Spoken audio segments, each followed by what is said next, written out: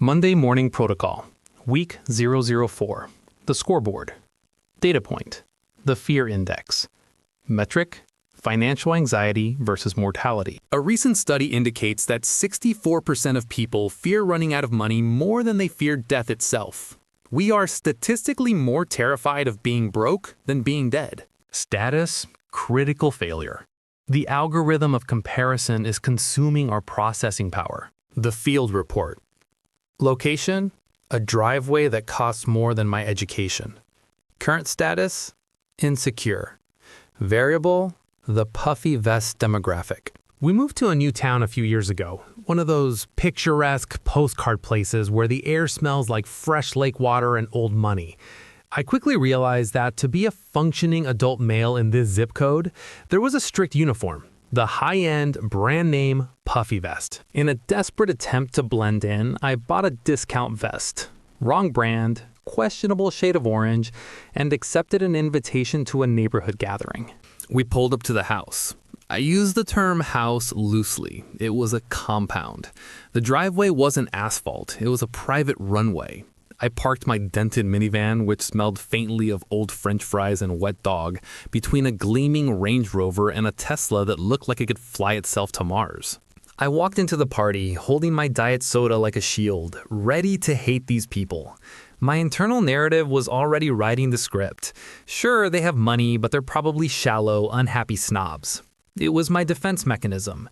If I could villainize them, I didn't have to feel small. But then the worst possible thing happened. They were nice. They weren't villains. They were generous. They asked about my kids. They offered me a drink.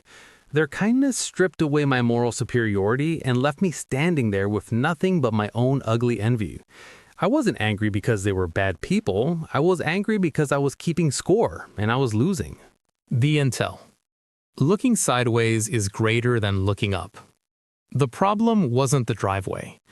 The problem was the scoreboard. In the data world, we look for anomalies, things that break the pattern.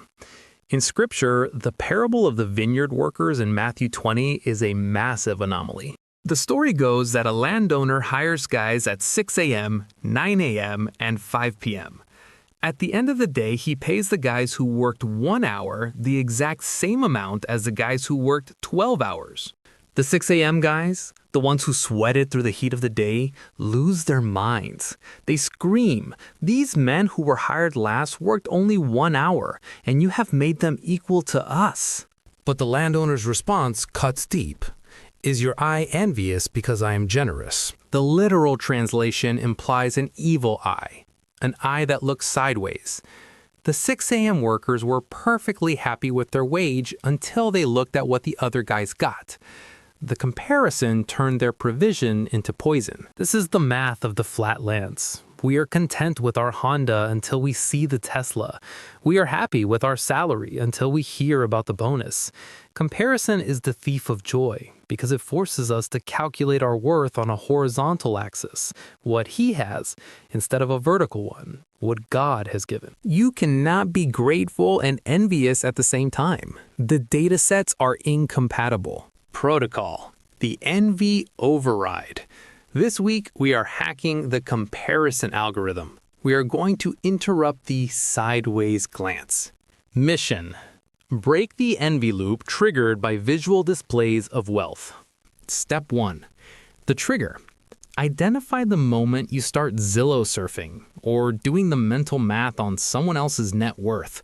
The car, the vacation, the renovation. Step 2. The fast. Engage a luxury fast for 7 days. No browsing real estate apps, no looking up the price of that truck you saw, no lifestyle scrolling on social media. Step 3. The blessing override.